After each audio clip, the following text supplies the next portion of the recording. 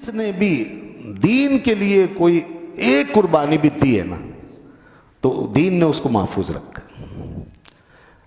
مگر جس نے دین کو رسوا کیا ہو، دین کو بگاڑا ہو، امت کو جس نے بگاڑنے کی کوشش کی، اسی دور میں دیکھیے 70 کی دہائی میں امت کو جمع کرنے کے لیے بھی کوشش ہوئی تھی، اسلامک سمٹ کانفرنس کا انعقاد ہوا، امت کو ایک پلیٹ فارم پہ لانے کی کوشش ہوئی تھی، یہ بھی ہوئی جس میں 3 کردار تھے، تینوں کو اڑا دیا گیا۔ تو اس کے بعد پھر اب وہ لوگ آ گئے کہ جن کی نظر میں کوئی دین نہیں، کوئی آئیڈیالوجی نہیں ہے، جنہیں کوئی تعلق ہی نہیں ہے جن کا، نہ اپنی آئیڈیالوجی سے، نہ اس ملک کے بانیوں سے، نہ کسی ہیرو سے، نہ کسی ہسٹری سے، کوئی تعلق نہیں۔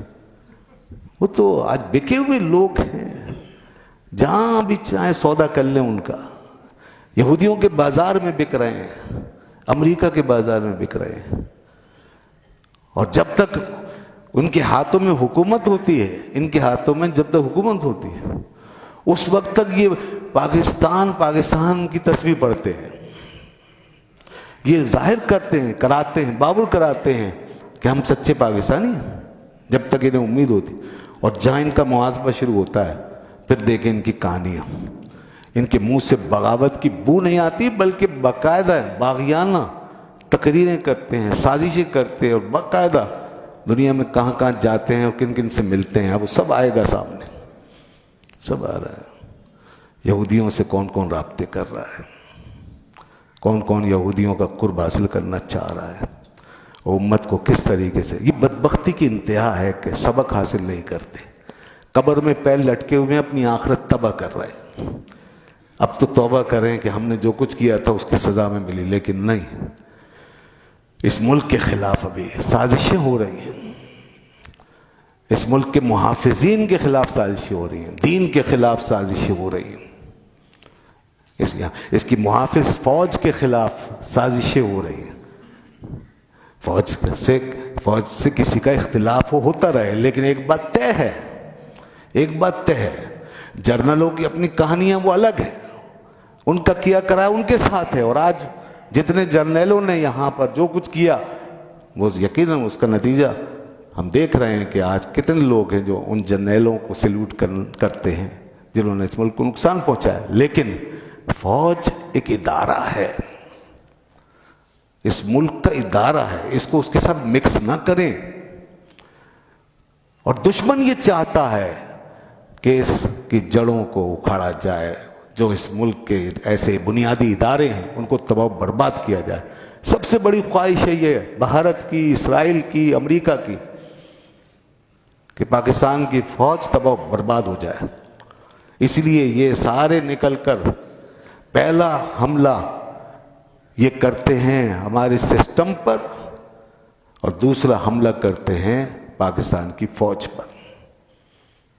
ان کا مقصد یہ نہیں ہوتا کہ کوئی اصلاح کرنے جا رہے ہیں، انہی کو جب نوازا جائے اسی فوج کے ہاتھوں تو پھر یہ ماشاءاللہ خوب ہنستے مسکراتے کھلکھلاتے ان کی بغلوں میں جھولتے ہوئے آگے آتے ہیں، اور جب ان کے اوپر کوئی برا وقت آ جائے تو پھر انہیں نہ کوئی ادارہ نظر آتا ہے، نہ پاکستان، نہ اس کی حفاظت، نہ دشمن کی سازشیں۔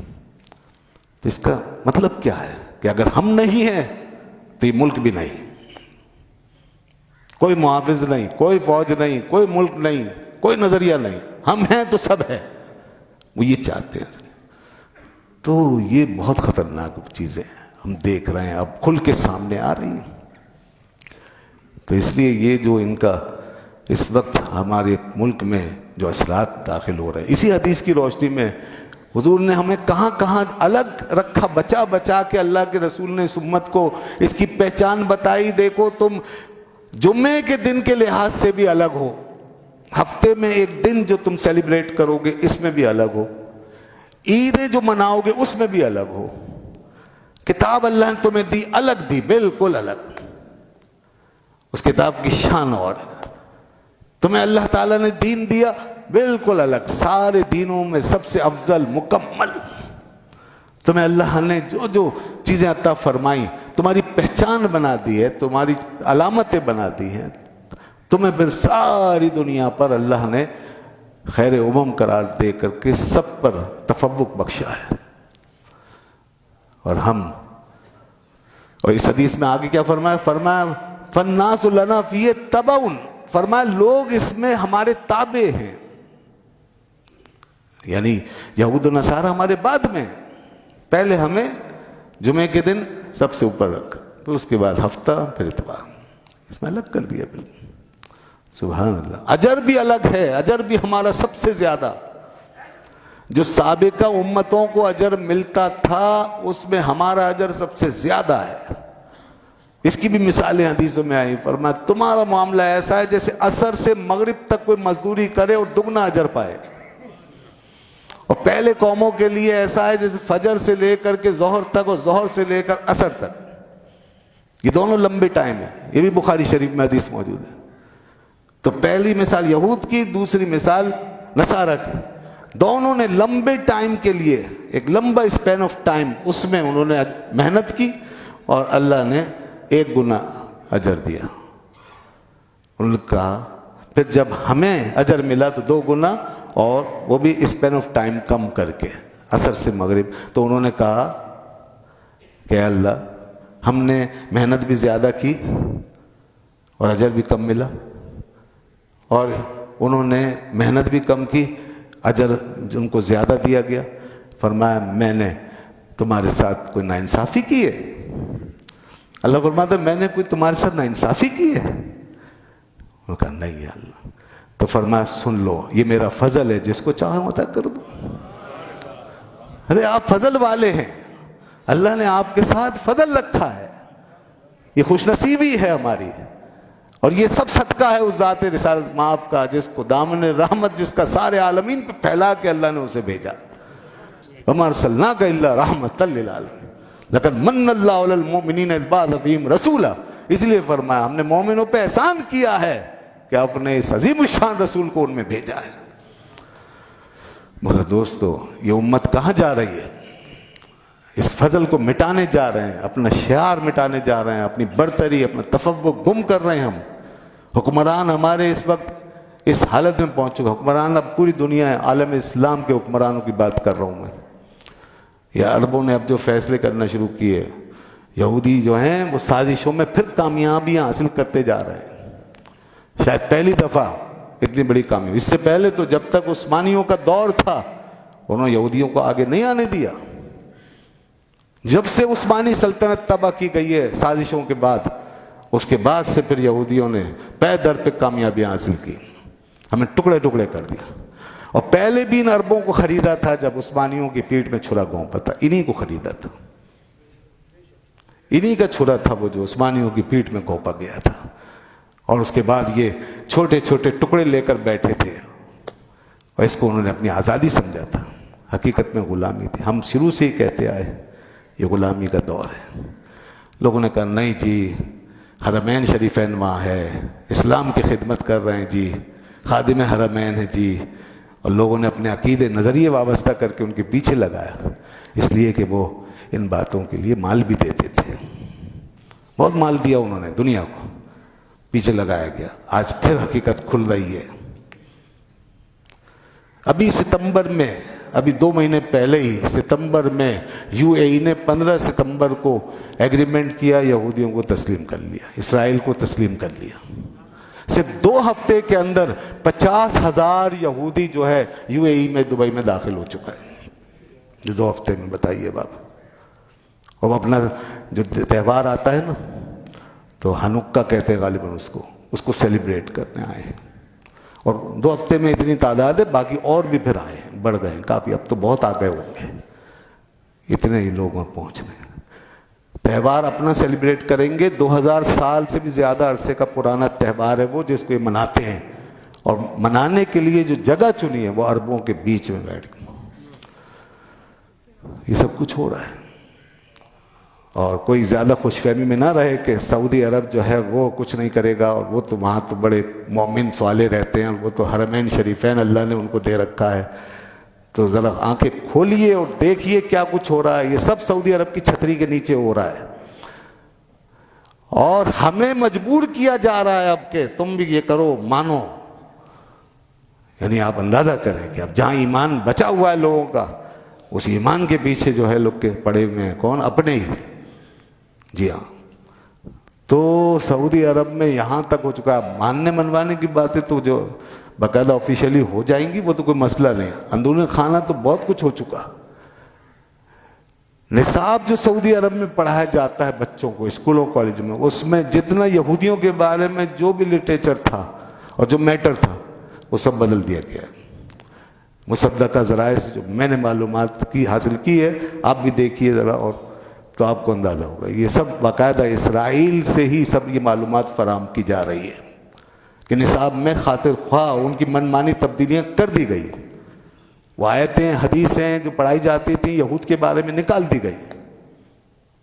ان سے قتال وغیرہ کے بارے میں آیا ہے آخری زمانے میں مسلمان جو قتال کریں گے اور یہودیوں کو چن چن کے ماریں گے، سب نکال دیا. یہ کام ہو رہے ہیں. تو اس لیے ہم شروع سے کہتے ہیں علم کی سرپرستی میں چلیے. یہ عوامی خیالات جو ہیں یہ مذہب نہیں ہوتے کہ جی حرمین شریفین کے محافظ ہیں تو جو ہوگا صحیح ہوگا. بہت نقصان ہو رہا ہے. حرمین کا محافظ تو یزید بھی بنا تھا، اس کے ہاتھ میں بھی گیا تھا. پوری امت مسلمہ کا سربراہ تھا وہ. فاطمی بھی بنے تھے جو اسلام سے نکلے ہوئے تھے، ان کا کوئی تعلق نہیں تھا اسلام سے، لیکن اس کے باوجود وہ بھی ایک دور میں ان کا بھی دور چلا تھا. وہ پوری امت مسلمہ کے لیڈر تھے، حکومت ان کی تھی. ہر دور میں اچھے برے آ سکتے. اس لیے یہ معیار نہیں ہے. اب جو کچھ ہونے جا رہا ہے یہ بہت خطرناک ہے. یہود جو ہے یہ آگے اپنا کام دکھائے گا. یہ وہ قوم نہیں ہے جس کو آپ آرام سے بائی پاس کر جائیں یا ان کو گزرنے دے دیں اپنی شاہراہ سے یا اپنے گھروں میں بلا لیں اور یہ آرام سے بیٹھ جائیں. نہیں. ایک بھارت میں مسلمان، جب سے بھارت ہندو سماج غالب آیا ہے، مسلمانوں کی حکومت گئی ہے جب سے، اس وقت سے وہاں کا مسلمان اور ساری اقلیت بے چین ہے. ایک دن بھی ان کا سکون سے نہیں گزرا اس ہندو سماج کی چھتری کے نیچے. تو یہ وہ قومیں نہیں ہیں، یہ غیر انسانی لوگ ہیں. یہ سب سے زیادہ متعصب لوگ ہیں. یہ دنیا کو چلانا نہیں جانتے. یہ دنیا کو مار کر ختم کر کے اپنے تابع بنا کر کچل کر اپنے پیچھے لگانا جانتے ہیں. بس مار کے کچل کے ختم کر کے. یہ ان کی تاریخ رہی ہے. تو اس لیے گریٹر اسرائیل جو ہے وہ ان کے دماغوں میں ہر وقت موجود ہے اور ان کے نصابوں میں شامل ہے. وہاں تک پہنچیں گے. اور سب سے بڑا نشانہ اس یہودیوں کا پاکستان ہے. اور یہاں بھی کچھ لوگ جو یہ باتیں کرنے لگ جاتے ہیں اور ان کے لیے کچھ فیور ان کو دینا چاہتے ہیں کچھ دبے لفظوں میں، یہ اس ملک کے سب سے بڑے ناسور ہیں جو یہودیوں کی حمایت میں بولتے ہیں، چاہے جو بھی ہوں، چاہے وہ ریٹائرڈ فوجی ہوں یا سیاستدان ہوں یا کوئی داڑھی رکھ کر کے مولانا صاحب ہوں جو دھوکہ دے رہے ہیں قوم کو. جی بعض مولانا بھی ہیں، ان کا حال دیکھیں آپ. یعنی جس نعرے پر اس قوم کو ہمیشہ اکسایا گیا، جس پہ آپ نے سیاسی کھیل کھیلا، سیٹیں لی، اس مسلم قوم کی حمایت حاصل کی، اس کے جذبات سے آپ کھیلتے رہے، آج اسی ایشو کو بیچ رہے ہیں آپ. اندازہ کریں. تو کچھ ایسے لوگ بھی ہیں جو داڑھی رکھے ہوئے ہیں، مولانا بنے ہوئے ہیں، حقیقت میں وہ کسی اور کا کام کر رہے ہوتے ہیں. یہ تاریخ رہی ہے ہمیشہ سے. اس لیے ہمیں یہ سمجھنا ہوگا کہ کیا چیز ہے اسلام کے حق میں اور کیا امت کے حق میں ہے اور اس ملک کی بقا کس میں ہے. باقی جو اوپر کام چل رہا ہے، جو نعرے لگ رہے ہیں، جو فنومینا نظر آ رہا ہے، اس میں جناب بڑے دھوکے ہیں، بڑی سازشیں ہیں، بہت کچھ پوشیدہ ہے. ہمیں اپنے اس صورتحال کو ہمیں اچھی طرح گہرائی میں جا کے تجزیہ کرنا چاہیے. قوم تو بیچاری لگی ہے کسی سیاسی جماعت کے پیچھے، کسی مسلک کے پیچھے، کسی مولانا صاحب کے پیچھے، قوم تو لگی ہے. لوگوں کو تو کوئی شعور ہی نہیں. یہ شعور ہمیں ہونا چاہیے. ہمیں ان سب چیزوں سے زیادہ اپنے دین کا مفاد عزیز ہونا چاہیے سب سے پہلے. اس کے بعد اس ملک اور قوم کا مفاد عزیز ہونا چاہیے. جس کا یہ معیار ہوگا وہی انشاءاللہ دنیا آخرت میں سرخرو ہوگا، ورنہ تباہ ہو جائیں گے. تمہاری داستان بھی نہ رہے گی.